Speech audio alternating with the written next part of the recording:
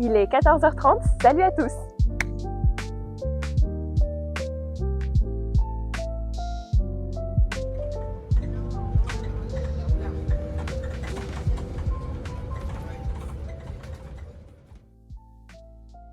Bonjour à tous, je vous retrouve à nouveau dans ma chambre parce que j'ai filmé beaucoup de plans, je pense, dans ma chambre, dans le sens où c'est quand même assez flippant de filmer à l'extérieur parce que les gens te regardent, même sans que tu parles, ils te regardent. Et j'avoue que c'était une expérience un peu particulière et je suis contente d'avoir pu faire cette expérience et j'espère m'améliorer parce que c'est un peu flippant. Donc aujourd'hui, je pense que vous l'avez compris avec l'introduction, ou pas d'ailleurs, je vous emmène à Barbizon, dans une promenade.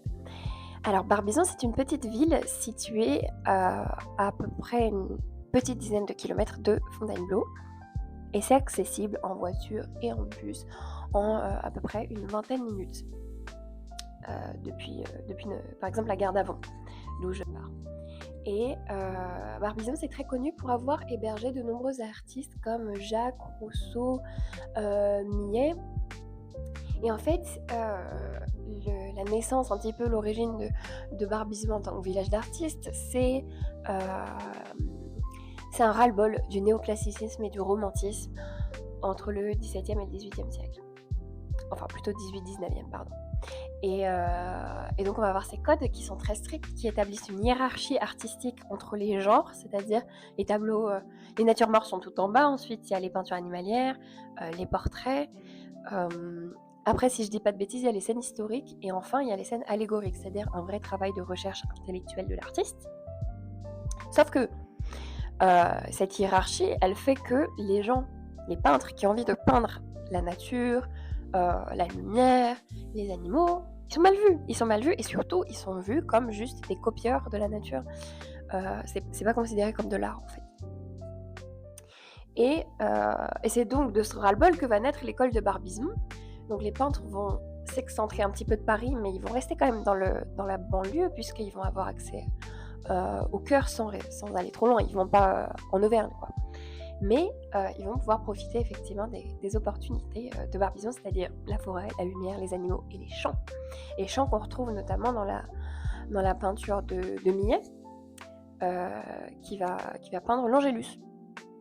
Peinture très très très très connue. Et d'ailleurs, si vous allez à Barbizon, vous verrez qu'il y a beaucoup de villes qui s'appellent l'Angélus, de cafés qui s'appellent l'Angélus, de boulangeries qui s'appellent l'Angélus. Bon bref, ça c'est drôle. Et donc aujourd'hui, le village est encore très marqué par cette atmosphère ambiante avec des traces des peintres partout, en fait, concrètement. Et ça, vous allez le voir sur les plans que j'ai filmés. J'espère qu'ils vous plairont, évidemment. Mais on a commencé par le musée de l'Esquisse, qui est un hôtel qui a une galerie d'art, tout simplement. Donc, qui est considéré comme un musée également. Et en ce moment, le musée abrite une collection temporaire qui s'appelle Couleurs et lumières impressionnistes d'Arménie. C'est justement pas permanent, c'est du 27 juin au 2 novembre 2025. Après, le musée a une collection permanente, évidemment. Et j'avais beaucoup aimé le côté impressionniste d'Arménie, dont pour le coup, j'avais jamais entendu parler avant. Pour être honnête, je savais même pas que l'impressionnisme avait eu un rayonnement international, alors que c'est mon courant artistique préféré. C'est un peu la honte, je sais. Et du coup, je me suis dit que ça serait sympa que je vous montre un peu à quoi ça ressemble et voir si ça vous donne un peu envie d'aller voir, parce que on parle. Je pense que au sein de l'art, en France, on parle beaucoup d'impressionnisme, c'est vrai. Mais est-ce qu'on parle de l'impressionnisme dans les autres pays ? Non, pas vraiment. En tout cas, moi, j'en avais jamais entendu parler. Et donc, on va voir au sein de l'Arménie médiévale des réalisations artistiques très importantes qui vont faire partie d'un patrimoine artistique très riche, du coup. Mais vers le XVIIe, XVIIIe siècle, il y a un tournant avec beaucoup de transformations et de réformes qui vont faire le lien entre le Moyen-Âge et le monde moderne. Et à cette période-là, les beaux-arts arméniens vont se détacher de la religion, attachement à la religion qui était présent dans beaucoup de pays. Et ces impressionnistes vont aller chercher la relation avec l'individu, la perception subjective des couleurs et de la vie, et ils vont se former en France. Beaucoup de peintres arméniens vont donc à Paris et à Barbizon pour apprendre les techniques françaises. Inspirés par l'esprit de Barbizon, ils adaptent ensuite l'impressionnisme au paysage arménien, avec leur propre sensibilité. Dans l'exposition, on retrouve des artistes comme Yegish Tadevosian, Arsène Chabanian ou Martiros Sarian, et bien d'autres encore. Vous me pardonnerez si j'ai mal prononcé les noms.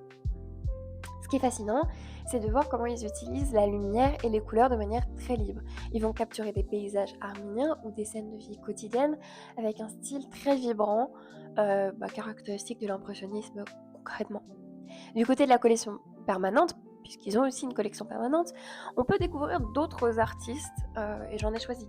J'ai choisi de vous en parler de femmes, parce que comme je disais, je sais plus si je le dis d'ailleurs, mais l'école de Barbizon ne concentre que des hommes. Il n'y a pas de femmes. Mais il y a des femmes qui peuvent être clairement rattachées au cercle des peintres de Barbizon, mais officiellement, elles n'en faisaient pas partie. On peut citer Rosa Bonheur notamment, peintre animalière. Et donc j'ai choisi Camille Van Camp et Marie Van Schier, qui est néerlandaise et qui m'a d'ailleurs un peu étonnée parce que vous verrez sur les plans. Mais le tableau qui est exposé, c'est Anna Huth au tricot. Et c'est assez sympa parce que ça m'a fait penser à Margaret Keane, qui fait des tableaux avec des grands yeux. C'est-à-dire que ses portraits ont toujours des très grands yeux. Et dans une moindre mesure, vous verrez, ça peut faire un peu rappeler ce style un peu artistique.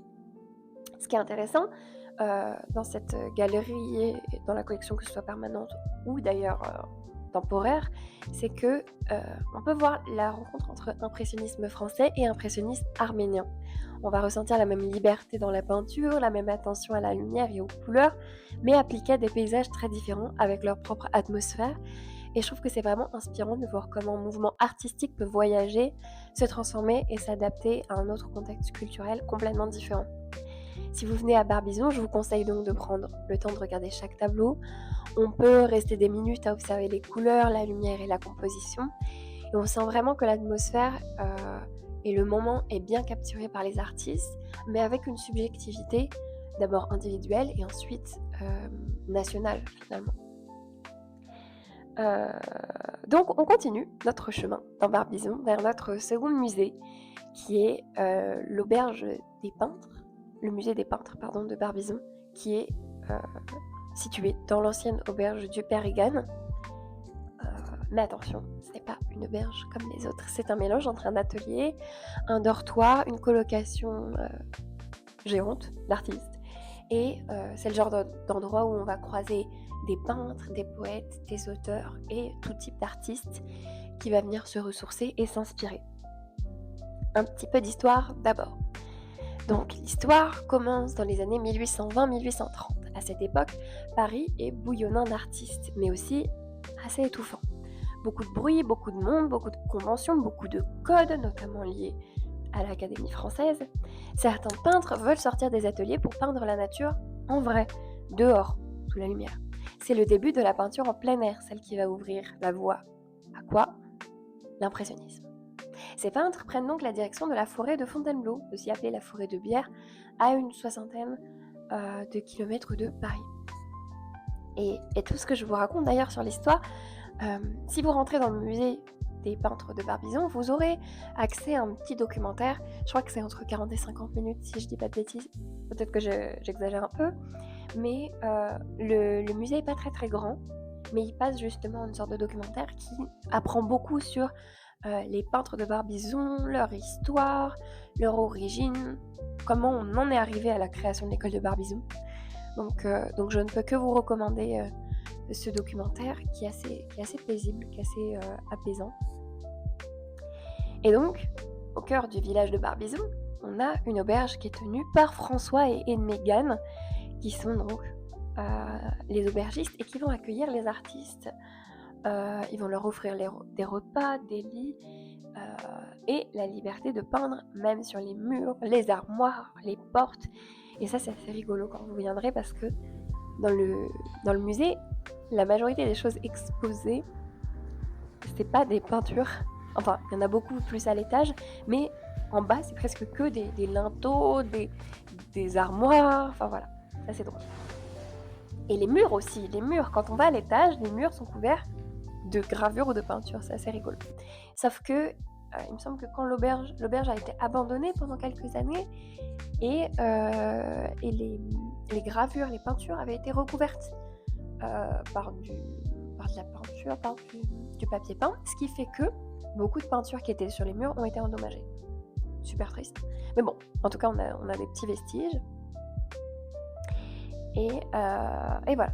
Et donc, c'est dans cette auberge que s'est formée l'école de Barbizon dont je parlais un petit peu tout à l'heure, où on va avoir, bien évidemment, pas que des peintres paysagistes, majoritairement, mais on va avoir beaucoup de peintres aussi qui vont être animaliers, des peintres qui vont s'intéresser aux scènes de vie quotidiennes, comme typiquement, je prenais l'exemple de l'Angélus de Millet tout à l'heure. C'est un bon exemple puisqu'on a vraiment cette représentation de la vie paysanne, religieuse aussi, parce qu'on les voit prier. Mais ça représente bien le quotidien des paysans de l'époque et ça capture ces instants de lumière, ces instants de vie en fait qu'on n'a plus aujourd'hui puisque la société a évolué évidemment. Mais je trouve que ce qui est intéressant et différent de la photo avec la peinture, notamment impressionnisme, c'est que là où le romantisme avait un côté un peu plus réaliste, l'impressionnisme va avoir ce côté aussi parfois assez réaliste, dans le sens où quand tu vois un château, tu sais que c'est un château et qu'il est bien dessiné le château, mais la façon dont les couleurs, on va avoir un aplat de la peinture aussi qui est différent, qui va faire que on ressent plus une ambiance que vraiment. Si je reprends mon exemple du château, on va voir le château, oui, mais on va sentir une ambiance dans ce château. Peut-être que la lumière, elle va être très sombre, très angoissante, donc ça va tout de suite transmettre cette ambiance. Là où une peinture réaliste, au mot fixe, va représenter un château tel qu'il est, tel qu'il existe, tel qu'il existera toujours. Voilà, le château en tant qu'élément et pas en tant qu'élément qui provoque des émotions. En tout cas, c'est comme ça que je le ressens. Et aujourd'hui, ce musée-là, il est actuellement géré par le département de Seine-et-Marne, qui a gardé l'âme de l'auberge. On y entre comme si le temps s'était arrêté, c'est-à-dire que la majorité des salles, notamment en bas, reprennent cette ambiance artistique, puisque on va avoir des représentations de scènes de vie, avec notamment les tables qui sont dressées, avec des assiettes, avec des couverts, on va avoir les lits qui sont faits. Ça permet de s'imaginer comment vivaient les artistes à l'époque et de se rendre compte que l'auberge n'était pas très grande. Voilà. Et d'ailleurs, ce qui est intéressant, c'est qu'à l'entrée, on a un registre. Alors, moi, j'arrive pas très bien à lire parce que j'ai pas des très bons yeux. Mais on peut quand même distinguer certains noms d'artistes. Donc ça, c'est assez rigolo. Voilà. Donc si tu passes à Barbizon, si vous passez à Barbizon, je vous conseille clairement le musée de l'esquisse et le musée des peintres de Barbizon, qui sont un peu deux incontournables. Après, il y a souvent plein d'expositions un petit peu temporaires ou des expositions un peu moins classiques. D'ailleurs, justement, je voulais vous en parler. Un peu au milieu de la ville, je suis tombée sur une exposition et franchement, j'ai aucune idée de qui était exposé. J'ai juste vu sur une des sculptures ou moulages, je sais pas ce que c'était. En tout cas, ça, vous verrez à la vidéo puisque je vais vous montrer des plans. C'était Pierre de Bourgogne, voilà, il y avait marqué ça. Le truc, c'est que, en fait, ce que je déplore un peu dans cette exposition, c'est qu'on manquait clairement d'informations. C'est-à-dire que je savais pas qui était Pierre de Bourgogne, je savais pas quel genre d'œuvre d'art c'était. En tout cas, c'était que des œuvres qu'on pouvait acheter. Donc j'imagine que c'était un mélange d'exposition personnelle, voilà. En tout cas, je trouve que l'ambiance de l'endroit était assez sympa. C'était un peu étrange. Donc vous verrez normalement à la caméra ce que ça donne. Et j'espère que ça vous plaira. Et ce que je trouve intéressant dans ce genre d'exposition, qui renvoie un petit peu aux origines finalement de Barbizon, où c'était des peintres qui venaient, qui exposaient leurs tableaux. C'était pas forcément très institutionnalisé, au contraire même, ils allaient à contre-courant des institutions. Et je trouve que retrouver cette âme avec plein d'artistes qui viennent à Barbizon et qui en fait d'ailleurs ce qui est rigolo, c'est qu'on voit dans leurs ateliers, parce que j'en ai pas parlé, mais il y a plein d'autres ateliers. Il y avait l'atelier d'une sculptrice et d'une photographe, il y avait l'atelier d'une autre personne. Enfin, il y a des ateliers partout quoi dans Barbizon. Et c'est intéressant parce qu'on retrouve cette âme un petit peu des peintres qui sont juste des personnes qui peignent en fait, qui sont pas mystifiées, parce que c'est vrai qu'on a mystifié beaucoup de peintres aujourd'hui dans les musées. Les artistes sont très muséifiés, tout simplement. Et on oublie que ce qu'il y a derrière, c'est des gens qui vivent en fait, qui vendent leurs tableaux. Voilà. Donc, voilà, petite anecdote personnelle maintenant, puisque j'en ai fini avec le concret, le sérieux. Il se trouve que la dernière fois que j'étais venue à Barbizon, c'est-à-dire 2 semaines avant que je filme cette vidéo, il y avait un vide-maison. J'adore les vides-maisons, c'est très bien les vides-maisons. Bref, j'avais acheté des assiettes. C'est vraiment sans contexte, hein. J'avais acheté des assiettes, elles étaient super belles mes assiettes. Elles le sont toujours, d'ailleurs je pense que je vous les montrerai si je fais un room tour. Peut-être que ça vous intéresse pas, peut-être que ça vous intéresse, je sais pas. En tout cas, je vous ferai visiter, je pense, et de toute façon, j'ai plein d'idées d'autres concepts, donc c'est à votre bon vouloir et à me faire savoir dans les commentaires ce qui vous fera le plus plaisir. En tout cas, j'ai comme intention d'un peu plus partager cette vidéo, comme je considère que c'est ma vraie première vidéo, c'est-à-dire que un peu plus produit, un peu plus réfléchi. J'ai tourné en extérieur aussi, donc je vais faire ma promotion, parce que c'est vrai que la première vidéo, je l'ai pas partagée à beaucoup de monde, parce que j'avais un peu peur des réactions de mon entourage. Oui, parce que je compte pas le partager à d'autres gens, puisque je connais pas les autres gens. Je peux pas partager un truc à des gens que je connais pas. Enfin bref, on va pas s'épancher là-dessus. J'avais acheté des affiches aussi au vide-maison, 2 affiches magnifiques que vous verrez dans mon room tour, tout simplement, des années 80. Et j'aime beaucoup en fait tout ce qui est seconde main. Et j'adore les vides-maisons. Et j'espère pouvoir en faire beaucoup plus, parce que c'est tellement pratique pour acheter des trucs trop beaux et pas chers. Parce que, pour être honnête, quand t'es étudiant, que tu n'as pas de budget, compliqué de s'habiller, de trouver des fournitures et des choses comme ça. Et je trouve ça vraiment trop cool de pouvoir donner une seconde vie à plein de choses. On dirait que je vais faire un sponsor Vinted, ça me fait un peu rire. Enfin, Vinted, si vous voulez me sponsoriser. Je dis ça, j'ai 4 abonnés. Hein. Bref. Non, parce que typiquement, genre là, rien, mon top, Vinted. Mon jean, Vinted.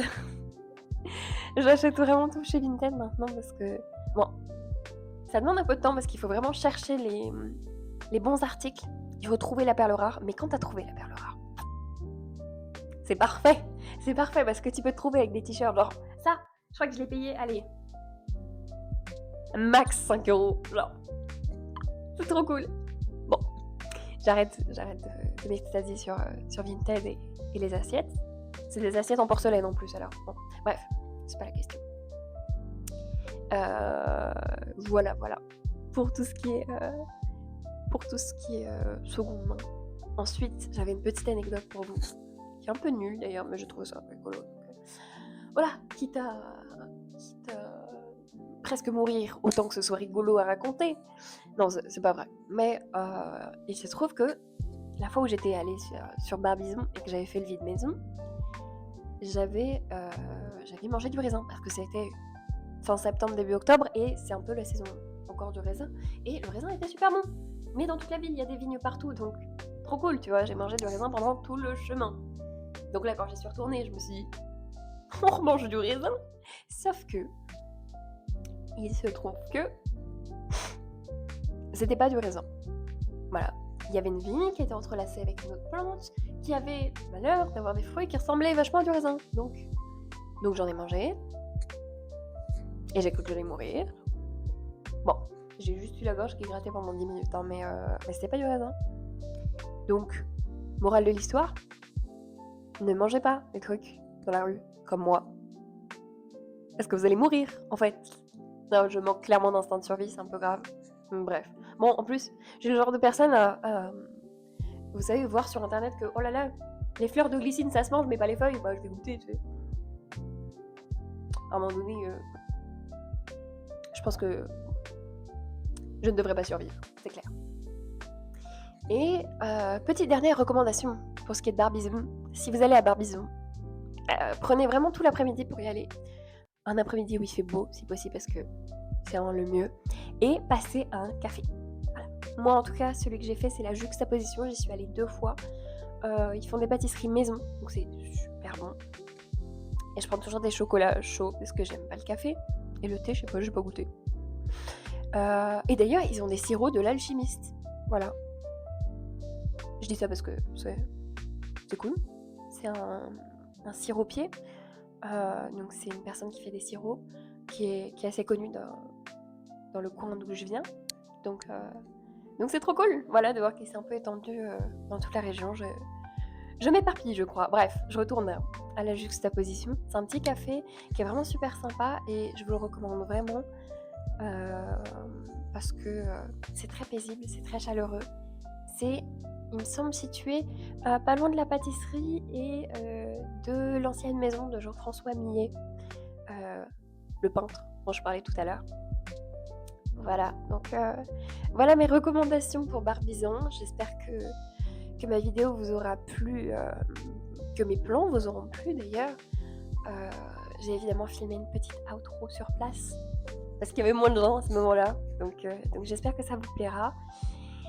Et que ma vidéo ne sera pas inaudible, voilà, parce que ça fait déjà 2 fois que je refilme parce que ça me plaît pas. Donc cette fois, je m'en fiche, même si c'est pas parfait, je ne refilmerai pas parce que ça commence à être long. Et avant de vous quitter et de vous laisser avec ma petite outro, je voudrais qu'on prenne 1 minute, moins d'1 minute, pour admirer mon support micro.